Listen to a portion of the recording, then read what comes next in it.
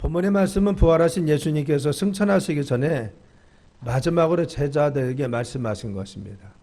그래서 이 말씀을 많은 사람은 선교 대명령, 그리고 예수님의 대위임 명령, 그리고 또한 그 지상 대위임령이라고 말하고 있습니다. 부활하신 후에 예수님께서는 갈릴리로 가서 제자들을 만납니다. 갈릴리는 제자들을 처음 부른 장소이기도 하고, 십자가 이후에 바로 낙심하고 실망하여 갈릴리로 돌아갔던 제자들을 만나서 다시 격려하고 독려하여 그들을 세웠던 장소가 갈릴리입니다. 그런데 예수님은 이 중요한 갈릴리에서 마지막 이 세상을 떠나시고 승천하시면서 당부하는 부탁의 말씀, 유언과 같은 말씀을 오늘 이 장면에 하고 있는 것입니다. 그래서 제자들 11제자가 다 그곳에 모였다고 했어요. 이 11제자는 가룟 유다만 빼고 모든 제자가 다 모여서 예수님의 이 말씀을 갈릴리에서 또 들었다고 하는 것입니다. 예수께서 나와 일러 말씀하여 이르시되 하늘과 땅의 모든 권세를 내게 주었으니 그러므로 너희는 가서 모든 족속을 제자로 삼아 아버지와 아들과 성령의 이름으로 세례를 베풀고 내가 너희에게 분부한 모든 것을 가르쳐 지키게 하라. 볼지어다 내가 세상 끝날까지 너희와 항상 함께 있으리라 하시니라. 이 말씀이 바로 지상대 명령인 것이죠. 예수님께서 제자들과 우리들에게 마지막으로 유언과 같이 들려주신 말씀이 바로 이 본문의 말씀이라는 것입니다. 예수님은 마지막 명령에 우리에게 모든 권세를 주었으니까 너희들이 세상에 나가서 모든 족속을 제자 삼으라는 것입니다. 그리고 그들에게 바로 세례를 베풀고 가서 복음을 전파해서 하나님 백성에 이르도록 가서 너희들이 그들을 변화시키라, 세상으로 나가라고 말씀하여 주는 것입니다. 이 예수님의 지상 대명령은 예수님 마지막 당부이고 부탁인 동시에 우리들의 사명인 것입니다. 우리 믿음의 성도들, 제자된 우리들의 삶 가운데 우리가 마지막까지 수행하고 끝까지 지켜야 될 사명이 무엇이냐? 이 전도의 사명, 그리고 말씀과 양육을 통해서 제자 남는 사명을 끝까지 멈추지 말 것을 말씀해 주는 겁니다. 교회는 예수님의 이 명령을 수행하기 위해서 있는 것이 교회인 것입니다. 성도는 예수님의 이 마지막 명령을 수행하기 위해서 부름받은 것이 성도인 것입니다. 그래서 교회와 성도들은 바로 전도하고 선교하는 일과 그리고 제자를 세우기 위해서 양육하고 돌보고 헌신해서 사람들을 세우고 말씀 가운데 온전히 성장시키는 것을 거쳐서는 아니 된다는 겁니다. 교회는 이 사명을 감당해야 됩니다. 교회가 어떠한 일이 있다고 해서 그리고 또한 무슨 문제가 있다고 해서 선교하지 않고 전도하지 않는다면 그 교회는 그 사명을 다하지 못하는 것입니다. 그리고 또한 일이 있다고 해서 바쁘다고 해서 만일 양육하고 믿음의 성도들을 키우고 그들을 제자 삼는 일을 그친다고 하면 교회의 사명을 다하지 못하는 것입니다. 그래서 교회는 전도와 선교를 해야 되고 양육과 그리고 제자 삼는 일을 통해서 하나님 나라를 확장시켜가는 일을 그치지 않고 지속할 것을 말씀하여 주시는 것입니다. 그런데 이 명령은 무엇입니까? 우리의 의무라는 것입니다. 명령은 해도 그만 안 해도 그만이 아니라 명령은 반드시 수행해야 될 것입니다. 만일 전쟁터에서 상관이 명령을 했는데 듣지 않으면 그 사람은 총살을 당하게 되어 있습니다. 명령이라는 것을 수행해야만이 영적 전투를 바로 할 수 있는 것이고 그리고 명령을 수행해야만이 하는 우리의 사명이기 때문에 이 최후 명령, 전도하고 선교하면서 제자를 키우고 그리고 또한 양육하는 문제는 우리 교회가 반드시 해야 될 사명이라는 것을 우리가 깨달아야 됩니다. 우리는 지금 건축 중에 있습니다. 그렇기 때문에 우리는 건축 중에 있기 때문에 전도도 좀 쉬어야 되고 그래 선교하는 것도 좀 그쳐야 되고 제자 양육이나 그리고 또한 우리가 성도들을 성숙시키는 걸 그쳐야 되지 않습니까? 그렇게 생각할 수 있습니다. 그러나 우리는 때를 얻든지 못 얻든지 주님 말씀을 선포해야 되고 어떤 환경과 조건이 되었던 우리는 이 사명을 감당하지 않으면 교회로서의 사명을 다하지 못하는 것입니다. 그래서 이 명령 우리가 반드시 수행해야 될 것입니다. 그런데 전도나 선교 그리고 양육이나 바로 성숙시키는 일은 영적 전쟁인 것입니다. 그래서 영적 전쟁이 무엇입니까? 영적 전쟁이라는 것은 악한 영과의 싸움이라는 것이죠. 우리가 전도를 한다든가 그리고 또한 믿지 않는 지역에 가서 선교한다는 것은 바로 그들은 진노의 자녀라고 에베소서에 말씀하고 있습니다. 예수 믿지 않는 사람 전에는 너희가 진노의 자녀로 사실상 마음과 생각에 지배를 받고 있는 바로 그러한 마귀의 자녀였다고 성경은 이야기하고 있습니다. 여러분, 믿지 않는 사람들이 바로 믿지 않는 것 자체로 그치는 것이 아니라 영적 세계에서는 하나님의 자녀냐 아니면 사단의 바로 같은 권세 속에 있느냐, 이게 분명히 정해져 있다는 겁니다. 하나님 백성으로서 하나님의 영역 가운데 있는 사람이 있고 사단의 종노릇 하면서 있는 백성이 있는데, 바로 같이 사단의 종노릇 하는 백성들이 누굽니까? 우리가 전도하고 선교하는 대상자들이라는 것입니다.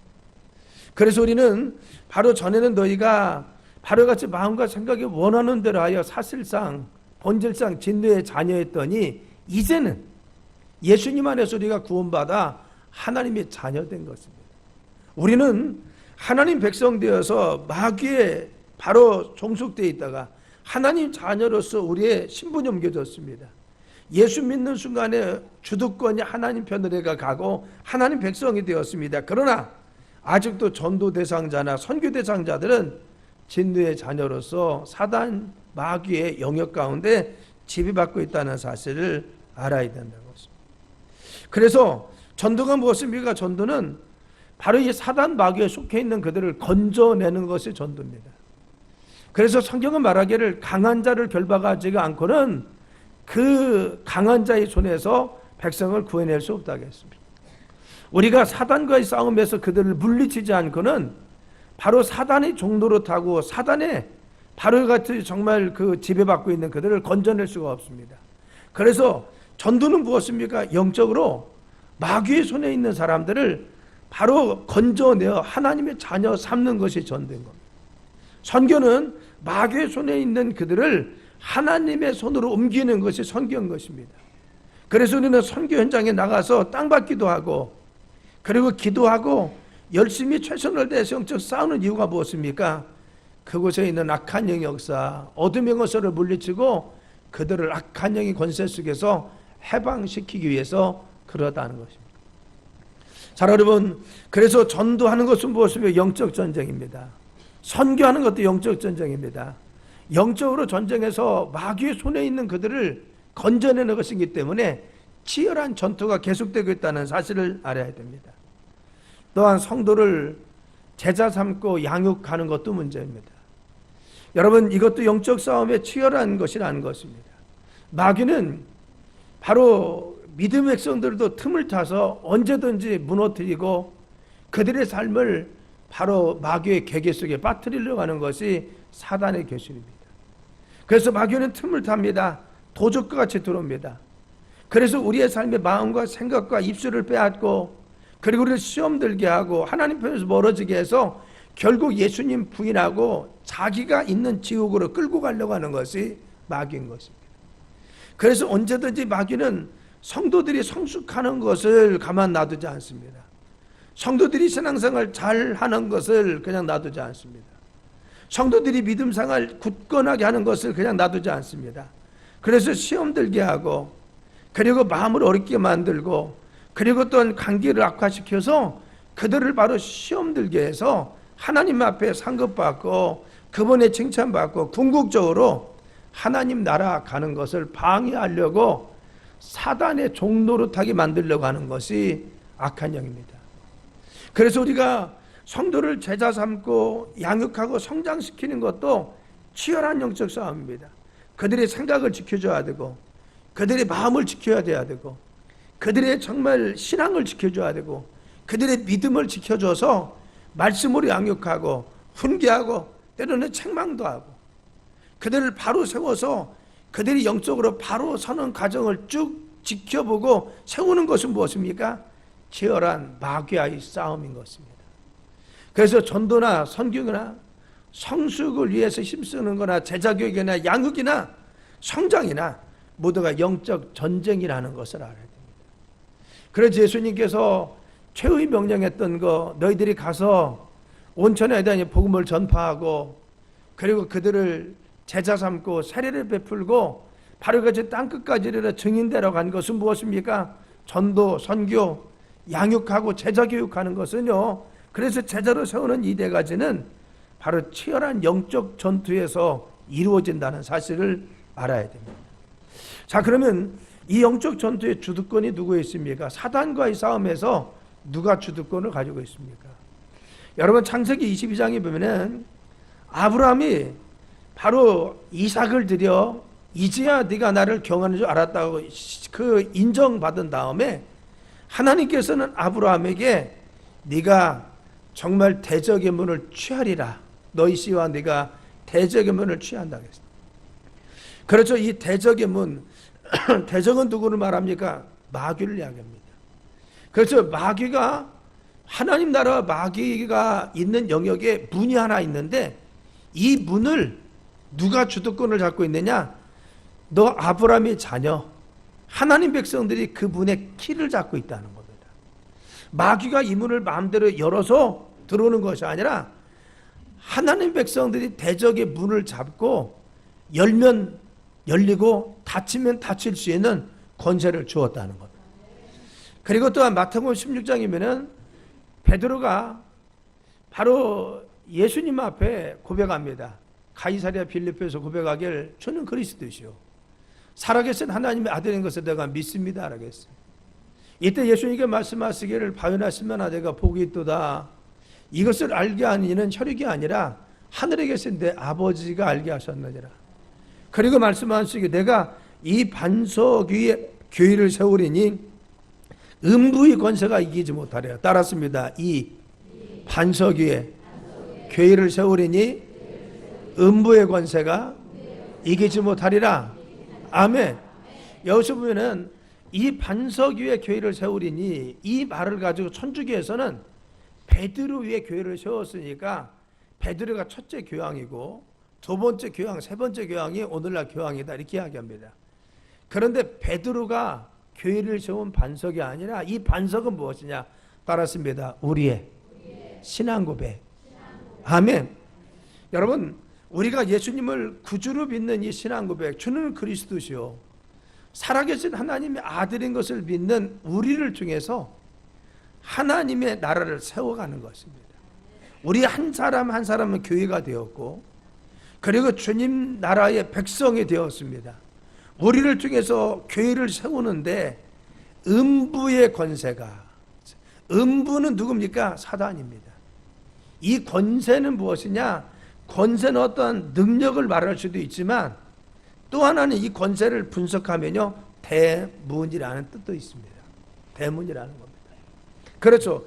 음부의 권세가 이기지 못하리라. 바로 이 사단의 세력이 너희들을 침범하지 못하리라. 그런 뜻도 되고요.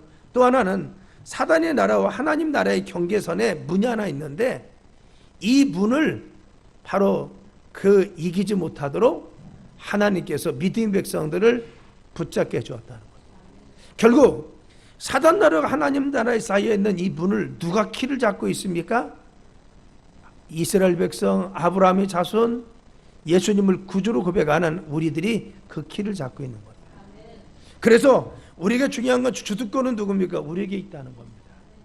그래서 그들이 문을 열고 들어와서 자기 마음대로 우리를 휘적거리는 것이 아니라 우리가 틈을 줄 때 그들은 들어오는 도적입니다. 따랐습니다. 마귀는 도적입니다. 아멘. 여러분, 그들은 도적인 것입니다. 그래서 예수님이 가셨을 때 군대 귀신 들린 자가 막 드러났던 것입니다. 믿음 백성들이 지나가면요 이 주도권이 우리에게 있고 강한 분이 예수님이시기 때문에 내 안에 계신 예수님을 보고 떠는 것은 누구냐? 그들 속에 있는 악한 영이 떤다는 겁니다. 예수님이 지나갈 때 군대 귀신 들린 이 한 사람 앞에 군대와 같이 많은 귀신이 들어가 있는데 예수님 지나가니까 자기도 모르게 이 귀신이 드러나가지고 떠나가는 겁니다. 그래서 돼지떼로 들어가니까 다 들어갔습니다. 여러분, 이 주도권 그리고 정말 이 권위는 누가 가지고 있어요? 우리 믿음 백성, 예수님을 구주로 섬긴 우리들이 주도권을 가지고 있는 것입니다. 믿습니까? 그래서 전도할 때 중요한 것은 무엇이에요? 내가 주도권을 가지고 있습니다. 그래서 내가 전도할 때 열심히 그를 위해서 기도하면요 그의 안에 있었던 이 마음의 빗장이 열리는 것입니다. 사단이 그 안을 생각도 마음도 그리고 또한 삶도 육신도 지배하고 있었는데, 우리가 예수님 누구를 위해서 기도합니다 할 때 바로 성령에서 예수 보혈의 피로 그 마음의 빗장이 활짝 열려서 우리가 기도한 것만큼 악한 영은 떠나가고 질병도 달아나고 마음의 생각도 바뀌고 그의 의지도 바뀔 줄 믿습니다. 왜? 주도권을 우리에게 주었기 때문에. 우리가 전도 대상자 앞에 가서 그 대문을 부여잡고 기도합니다. 하나님, 이 가정을 변화시켜 주옵소서 할 때 하나님 그 영적인 그 집을 진치고 있는 악한 영의 진지에 대문을 열어서 우리가 기도하는 순간 악한 영의 진지를 무너뜨려서 그 집안에 있는 생각이나 전통이나 악한 악습들을 하나님께서 하나하나 뿌리 뽑아준다는 사실을 기억해야 됩니다. 우리가 왜 전도 대상자를 위해서 기도합니까? 이 사실을 믿기 때문에 그렇습니다. 우리가 대적의 문을 지금 취하고 있습니다. 음부의 권세, 음부 사단의 나라와 사단의 그러한 세계와 하나님 나라를 오가는 이 문을 우리가 키를 잡고 있습니다. 우리가 열면 열리는 것이고 예수 이름을 닫으면 닫히는 것입니다. 그래서 전도할 때 우리가 중요한 것은 그래서 기도하는 것입니다. 하나님, 전도의 문 열리게 도와주시고 그의 심령의 문도 열리게 도와주옵소서. 우리가 가서 복음을 전합니다. 우리가 대화하는 순간에 바로 우리가 예수님의 이름을 가지고 우리가 대화할 때 그들의 심령 안에 있는 마음의 빗장이 열립니다. 왜? 우리가 권세와 능력이 있기 때문에.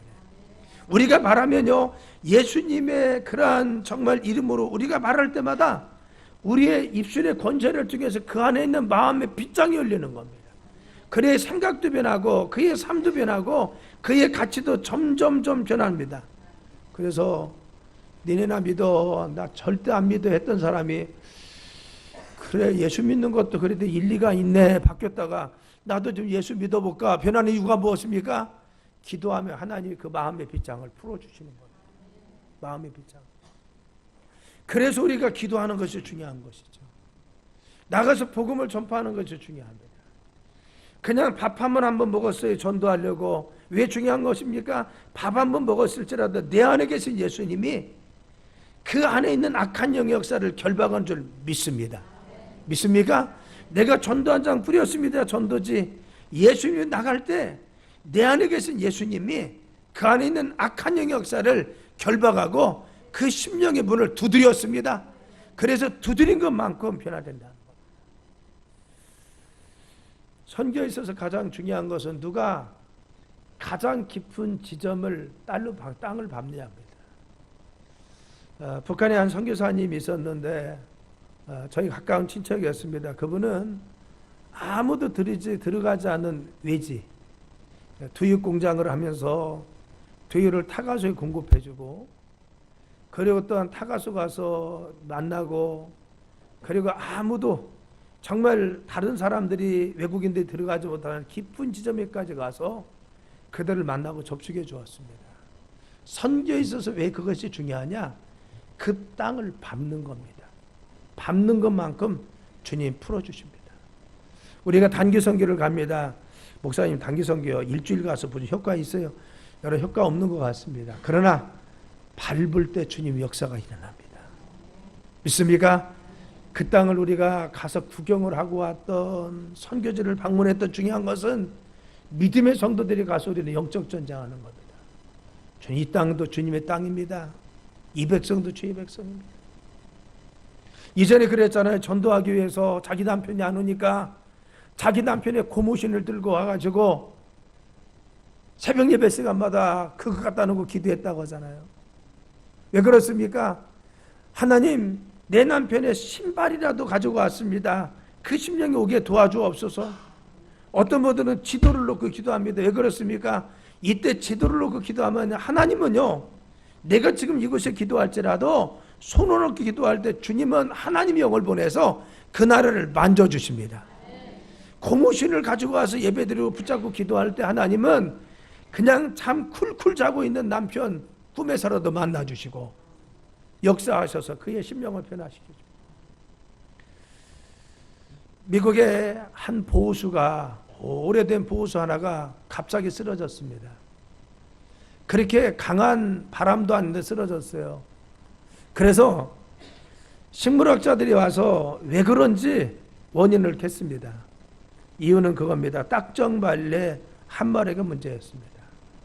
어느 날 딱정벌레 한 마리가 바로 이 보호수를 파고 들어갔습니다. 그래서 그 안에 들어가서 자기 집을 지으면서 그 속을 파기 시작하는 겁니다. 나무는 이렇게 큰데 그 안을 조금씩 파고 들어가서 나중에는 많은 부분을 파괴되었다는 겁니다. 그래서 어느 날 바로 바람이 불었을 때 별로 강하지 않은 바람에도 불구하고 그 파진 부분이 부러져 가지고 결국은 그 보호수는, 그렇게 아꼈던 보호수가 부러졌다는 겁니다. 여러분, 우리가 기도할 때 중요한 것은 누구를 위해서 기도합니다. 하나님 그 사람을 구원해 주세요. 내가 가서 말씀도 전하고 그리고 밥도 먹고 그분 앞에 전도지도 갖다 주고 또 때로는 정말 하나님 말씀을 들려주기도 하고, 이것이 왜 중요한 겁니까? 하나님은 우리가 전도하고 접촉할 때마다 그 마음의 빗장을 열게 하셔서 그의 생각 조금씩 변화시켜 주시고 그의 사상도 조금씩 변화시켜 주시고 그의 가지고 있는 마음도 조금씩 변화시켜 주셔서 어느 날 하나님은 그를 한꺼번에 무너뜨려서 예수님께 돌아올 수 있도록 인도하여 주십니다. 믿습니까? 그래서 이 최후의 명령은 무엇입니까? 영적 전투입니다. 우리는 전도하고 선교하고 제자 삼고 양육하는 것은 영적인 치열한 전투입니다.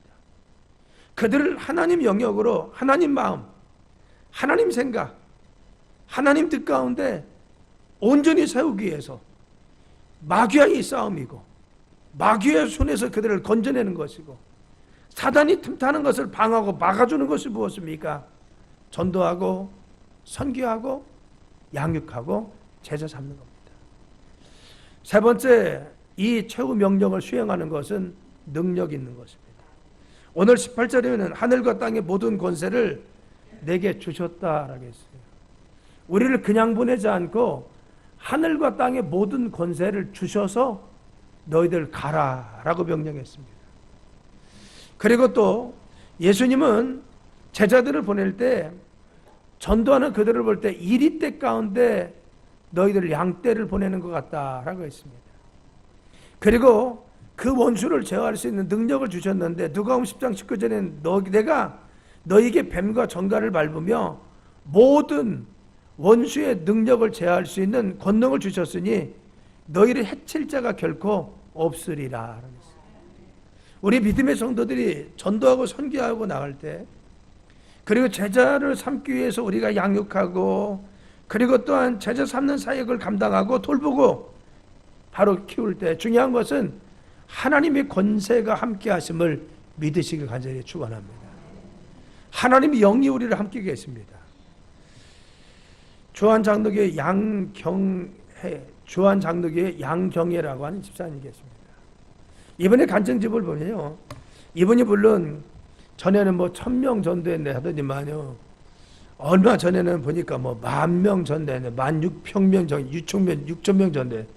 아마 주한장로교가 16,000명씩 한 4-5명이 전도하면 지금 100만 명은 넘어야 됩니다. 100만 명. 이게 전도했다는 것이 다 전도해서 정착된 것이 아니라 그냥 한 번 전도해서 한 번 데려온 사람도 전도로 넣고 이것까지 다 든 것이 이제 그분들이 16,000명 전도했네. 16,000명 1년에 데려왔다는 겁니다. 여러분 잘 생각해 봐요. 우리 교회에 누가 16,000명 데려오면요, 한 주에 몇 명씩 모여야 됩니까? 한 주에 몇 명씩? 한 사람이 16,000명을 1년간 데려왔어요. 어디서 데려와서 군대에서 사람들을 싣고 오든 뭐하든 데려와서 16,000명을. 우리 교회는요, 이거보다 10배는 커져야 됩니다. 10배는. 그렇죠. 그런데 이분이 어느 날 전도를 하러 평상시에 잘 가는 약국에 갔습니다. 그런데 약사와 함께 이야기하는데요, 약사가 자연스럽게 이야기하다 복음을 제시했는데 이 복음을 제시할 때 이 약사가 악한 영이 드러나기 시작한 겁니다. 그래서 그 약국에서 축사하고 그분을 치유해 주는 관계. 그래서 복음을 전도자야 되는 게 이와 같이 권세를 주시는 겁니다. 하늘과 땅의 모든 권세를 내게 주었으니 가서 너희가 제자 삼으라. 저 권세를 주시는 거죠. 우리가 복음을 전할 때 하나님은 영적인 능력을 더해 주십니다. 제가 몇 번 말씀드렸죠. 개척 초기에 어느 한 성도님의 가정에 갔습니다. 제가 성도님이 여자 부션이었기 때문에 거기에 있는 속장님을 모시고 갔어요. 그래서 예수님 말씀, 복음에 대해서 전했습니다. 복음이 무엇이냐? 그래 예수님을 어떻게 영접하냐? 이런 복음의 말씀을 전하기 시작합니다. 한참 전하는데 이분이요, 목사님 온몸에서 뭐가 막 기어다닌다는 겁니다. 그래서 그랬어요. 자매님 조금만 참으세요. 영적인 것인데 조금 참고 기도해 드리면 괜찮습니다. 이분이 한 40분 동안 제가 성경 공부를 시키는데요, 안절부절합니다. 어찌할 줄 뭐 얼굴이 불그락 푸르락하고 정신이 하나도 없어요. 그래서 40분 동안 복음을 제시하고 예수님을 영접시킨 다음에 기도해 줬습니다. 하나님, 사랑하는 귀한 딸이 예수님을 구주로 영접했습니다. 하나님 자녀입니다. 성령 임재하여 주셔서 이 딸 안에 있는 악한 영이 결박되고 떠나가게 도와주옵소서. 예수 이름으로 모든 악한 영은 떠나갈지어다. 그랬더니 이번에 뒤로 펑 떨어졌어요. 그래서 그 문제가 해결됐습니다. 우리가 중요한 것은 하나님 명령을 가지고 전도로 나가든 선교를 나가든 우리가 누군가 제자를 양육해서 그들을 하나님 일꾼을 삼던 그들의 안에 심령 안에 예수님을 구주로 영접시키던 믿음을 성장시키던 중요한 것은 이 가르치고 전파할 때 주님의 능력 주심을 믿으시길 간절히 축원합니다. 믿습니까? 우리가 가서 전할 때 우리가 주도권이 있습니다. 우리가 능력이 있습니다. 떠는 것은 상대방이 떠는 것이지 내 안에 예수님 계신 사람이 떠는 것이 아닙니다. 내 안에 예수님의 능력이 있습니다. 그 안에 있는 사단이 떨고 있는 겁니다. 그 안에 있는 악한 영이 떠는 것입니다. 그 안에 틈타고 있는 마귀가 떠는 것입니다. 내 안에 계신 예수님을 담대히 전하기만 하면, 예수님 말씀을 담대히 전파하기만 하면, 내가 예수 이름을 가지고 나가기만 하면 악한 영이 떤다는 사실을 믿으실 간절히 축원합니다. 그런데 이 명령은요, 우리에게 축복입니다. 여러분 마가복음 10장에 보면은 너희가 복음을 위해서 어미나 아비나 자식이나 전토나 형제와 자매를 버린 자는 100배나 나중에 받는다 하겠어요. 이것을 어떤 분들은 그러면 부모 버려야 됩니까? 아닙니다. 우선순위입니다. 내가 복음 전하고 양육하다 보면 잘 돌보지 못할 때도 있는데 그럴 때 주님은 100배나 더 축복해 준다. 내 삶에 이와 같이 정말 복음 전하를 위해서 힘쓰는 사람들, 정말 교회를 세우기 위해서 노력하는 사람들, 성도들을 세우기 위해서 노력하는 사람들은 하나님은 그 삶을 100배나 축복하신다는 겁니다. 그런데 박해를 겸하여 받는다고 했었고, 예수 저렇게 믿어야 되냐? 비난받을 때도 있지만 내세 영생을 얻지 못할 자가 없다고 했습니다. 100배나 받는다. 여러분 우리가 주님 위해서 힘쓰고요, 전도 선교 그리고 제자를 양육하고 그들을 성장시키기 위해서 우리가 힘쓰는 것은요, 이것은 주님이 이 땅에서 우리를 축복해 주시는 것입니다. 하나님은 그들에게 반드시 복 내려주 축복하여 주십니다. 미국의 중국의 송전도라는 별명을 가진 분이 있었습니다. 스라의 3남매를 주었는데 철저히 하나님 것을 구분했어요. 11조와 주의를 구분했다는 겁니다. 그리고 그분은 철저히 전도의 삶을 사셨습니다. 그런데 어린 자녀들 두고 그분이 그만 세상을 떠나고 말았어요. 많은 사람들이 비난했습니다. 야, 그렇게 열심히 하나님 위해 산다고 하지만 하나님 정말 보호해줬냐? 비난했습니다. 근데 여러분 그 자녀들을 보니까 하나님 정말 축복해 주었습니다. 송자무지라는 아들은요, 경제학자로서 중국의 재정장관이 되었습니다. 첫 딸이었던 송경령은 중국의 국부라고 하는 손문 선생님이 아내가 되었습니다. 그리고 막내딸이었던 송미령은 장제석 총통의 부인이 되었습니다. 젊어서 아버지가 죽었는데 바로같이 불쌍하게 자랐음에도 불구하고 하나님은 그 자녀들을 축복해 주시는 거예요. 여러분 그렇죠. 우리가 정말 주님 나라를 위해서 힘쓰고 있습니까? 하나님께서 우리의 삶을 축복하심을 믿으시길 간절히 축원합니다. 말씀대로 되어지는 것이죠. 이 땅에서 100배나 받는다고 했어요. 그래서 100배의 수확을 얻을 수 있도록 누가 바로 이 땅에서 100배나 받는다고 주님 분명히 말씀했습니다. 이것은 기복이 아닙니다. 하나님 말씀인 것입니다. 주님의 나라를 위해서 전도하고 선교하고 그리고 주님 나라를 위해서 사람들을 양육하고 제자 삼는 데 힘쓰는 자들, 하나님의 그 자녀들과 자손들과 그 삶을 축복할 줄 믿습니다. 그 당대에 주님의 영광을 보지 못하면 그의 자녀와 자손들을 통해서도 주님 반드시 축복하여 주십니다. 또 하나는 내세 천국 가서도 상급의 면류관의 주인공 됩니다. 여러분 데살로니가 2장 19절이면 우리의 소망이나 기쁨이나 자랑의 면류관이 무엇이냐?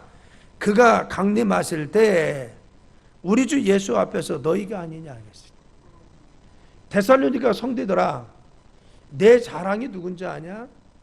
예수님 강림하실 때 천국 가서 예수님 재림하실 날에 내 자랑의 면류관은 누구냐?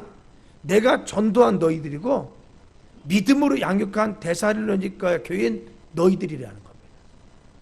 제 자랑은 누굴까요? 우리 갈막 교인들입니다. 제가 지금까지 목회했던 우리 성도들입니다. 제 자랑입니다. 제 면류관은 누굽니까? 제가 전도하고 양육하고 돌봤던 여러분들입니다. 제 면류관. 여러분 그렇죠. 우리는 여러 가지 면류관이 있습니다. 영광의 면류관도 있고 그리고 우리의 삶 가운데 면류관이 많이 있습니다. 그런데 자랑의 면류관이 있습니다. 내가 전도하고 양육하고 돌보고 세웠던 그들이 우리의 자랑. 어느 분이 비몽사몽간에 천국에 갔습니다. 천국에 갔더니 천상의 천사들이 자기를 향해서 막 맞이하러 오더라는 겁니다. 그래서 누군지 몰라서 누구냐 했더니만 목사님 말씀하실 때 제가 그 말씀 듣고 영접해서 예수님 믿고 구원받은 사람입니다. 어느 한 분이 간증했습니다. 그분은 자기가 어느 환자를 위해서 기도했습니다. 안타깝게 그 환자는 돌아가셨습니다. 너무너무 그것이 큰 상처가 되었어요. 그런데 그분이 입신해서 하늘나라 갔더니만 하늘나라에서 바뀌 자기를 맞이하러 나오는 할아버지가 계셨는데 자기가 그렇게 평을 위해서 기도해줬던 돌아가신 그 할아버지가 자기를 맞이하러 나오더라. 그래서 말하길 전도사님 그에게 나에게 기도해주고 그때 말씀 전해서 제가 그때 구원받아서 천국 온 겁니다. 내가 너무 기쁩니다. 그러더라. 우리가 볼 때는 정말 그들을 한 사람 구원시킨 것이 별거 아닐 것 같을지라도 한 사람 전도시킨 것이 별것이 아닐지라도 한 사람 믿음으로 양육하는 것이 무엇이 별거 아닌 것 같지라도 하늘나라에 가서는 이것이 우리의 면류관이고 상극의 기쁨이라는 겁니다. 그래서 다니엘서 12장에 보면 땅의 티끌 가운데서 자는 자 중에서 많은 사람이 깨어나 영생을 받을 자도 있겠고 수치를 당하여 영원히 부끄러움을 당할 자도 있을 것이며 라겠어요.